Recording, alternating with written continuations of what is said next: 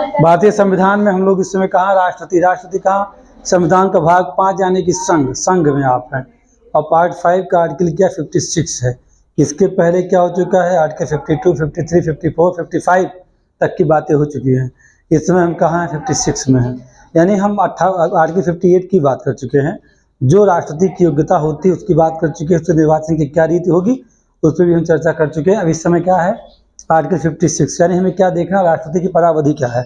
पदावधि यानी उसका office timing क्या है, term of office of president, जिसे आप क्या कहते हैं, राष्ट्रपति की पदावधि है ना।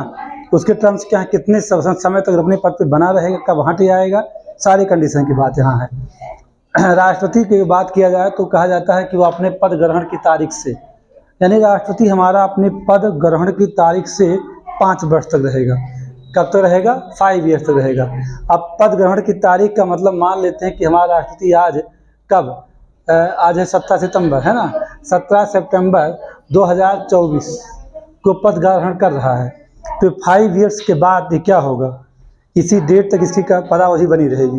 यानी यहाँ क्या कहा दिया गया, आर्टिकल 56 का सब क्लाज 1 की बात मैं कर रहा हूँ, ध्यान रखिएगा।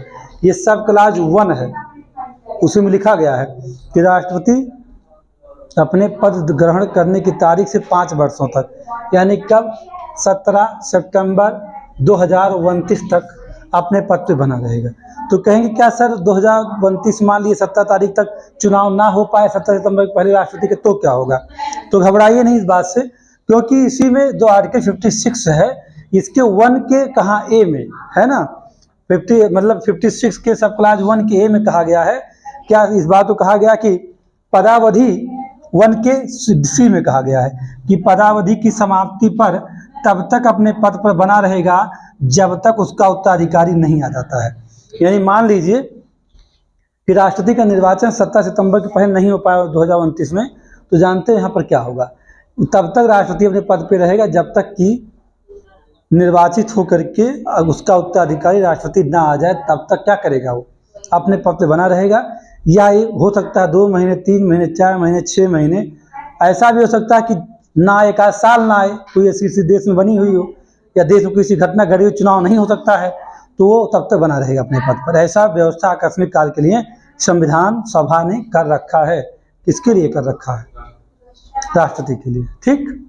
अब दूसरी बात, अब ये तो कन्फर्म हो कि 5 साल रहेगा, तो क्या 5 साल के पहले नहीं हट सकता है, बिल्कुल हट सकता है। अगर चाहे राष्ट्रपति तो उपराष्ट्रपति को अपना हस्ताक्षर सहित त्याग पत्र दे सकता है। कौन दे सकता है, हाँ राष्ट्रपति के, अगर राष्ट्रपति अपने पद पर नहीं रहना चाहता है तो क्या कर सकता है, वो अपना त्यागपत्र उपराष्ट्रपति को देगा। ध्यान रखिएगा, राष्ट्रपति यदि अपने पद पे नहीं रहना चाहता है तो उसे त्यागपत्र किसे देगा, रिजाइन लेटर किसे सौंपेगा, उपराष्ट्रपति को।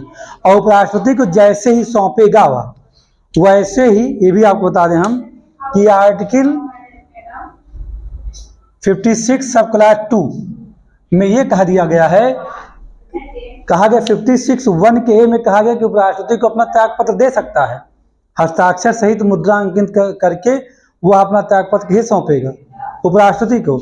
और फिर कहा जाता है आर्टिकल 56(2) में सब क्लास 2 में कि इसकी सूचना तुरंत ही, जैसे उपराष्ट्रपति को त्यागपत्र मिलेगा, किसका, राष्ट्रपति का, वैसे इसकी सूचना वह किसे देगा, लोकसभा अध्यक्ष को तुरंत दे देगा। किसको देगा, लोकसभा अध्यक्ष को दे देगा। ये बात कहाँ कही गई है, ये बात है आर्टिकल 56 सब क्लास 2 में, ध्यान रखिए, समझे आप बात में। फिर क्या कह रहा कि क्या और भी तरीके इसको हटाने के हैं, और भी तरीके हैं क्या इसे हटाने के, हाँ बिल्कुल है। अगर मान लेते हैं कि हमारा राष्ट्रपति संविधान का अतिक्रमण करता है, यानी कि संविधान के अनुसार कार्य नहीं करता, संविधान के प्रावधानों का बार बार उल्लंघन कर रहा है, तो उसे अतिक्रमण कहा जाएगा। तो क्या होगा कि उसे आर्टिकल 61 में महाभियोग की प्रक्रिया दी गई है। किसमें दिया गया है, आर्टिकल 61 में। तो आर्टिकल 61 में दिए गए महाभियोग प्रक्रिया के द्वारा उससे हटा दिया जाएगा। किसे हटा दिया जाएगा, राष्ट्रपति को। बस ये बातें हैं इसके पर, इसमें आर्टिकल 56 में इतनी बातें की गई हैं। आपके मन में चल रहा हो कि महाभियोग भी डील कर दिया जाए, तो बिल्कुल नहीं। महाभियोग हम आर्टिकल 61 में आपको बहुत अच्छे से समझाएंगे, आपको टेंशन नहीं लेना इस बात का, है ना। तो उसका एक अलग से एक बढ़िया लेक्चर बनाया जाएगा उस पर, क्योंकि इसमें बहुत सारी बातें हैं कि महाभियोग कब आता है, उसकी क्या कंडीशंस हैं, क्योंकि महाभियोग की शक्ति आर्टिकल 61 में नहीं है। आर्टिकल 61 में क्या है, महाभियोग की प्रक्रिया मात्र है, जबकि राष्ट्रपति को हटाने के लिए महाभियोग की जो शक्ति है जानते कहाँ है, महाभियोग की शक्ति कहाँ है, महाभियोग की शक्ति कहाँ है, आपके आर्टिकल 56(1) के सब क्लास बी में है, ध्यान रखिएगा। शक्ति यहाँ 56 में, ध्यान रखिएगा। मैं सवाल आपसे करूं कि मुझे आप ये बताइए कि राष्ट्रपति के पर महाभियोग लगाने की शक्ति कहाँ है संसद में, तो ये है 56(1) के बी में है ना।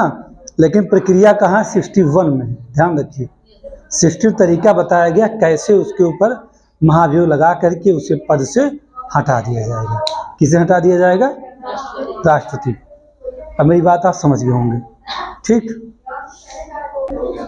अगर राष्ट्रपति पदावधि पूरी करने से पहले त्यागपत्र दे दे या उसे महाभियोग द्वारा उसके पद से हटा दिया जाए या उसकी मृत्यु हो जाए, तो ऐसी स्थिति में उपराष्ट्रपति क्या बन जाता है, देश का कार्यवाहक राष्ट्रपति बन जाता है।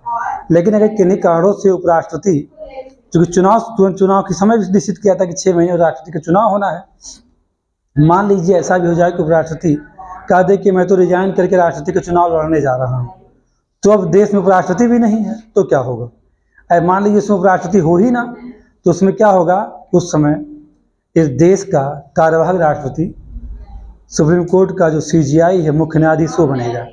लेकिन अगर मान लीजिए मुख्य न्यायाधीश भी ना हो उस समय, तो वरिष्ठ न्यायाधीश सीनियर जज बना दिया जाएगा। क्या बना दिया जाएगा, ऐसा हो चुका है, ध्यान रखिए, ऐसा हो चुका है। जस्टिस हिदायतुल्लाह है ना, ये घटना घट चुकी देश के अंदर, ऐसा नहीं हुआ है। तो ऐसा ही प्रावधान किया गया। व्यवहारिक चीज़ें बहुत सारी हैं इसके साथ, हम बीच बीच में हर बातों को कोरिलेट करके आपको बताते रहेंगे।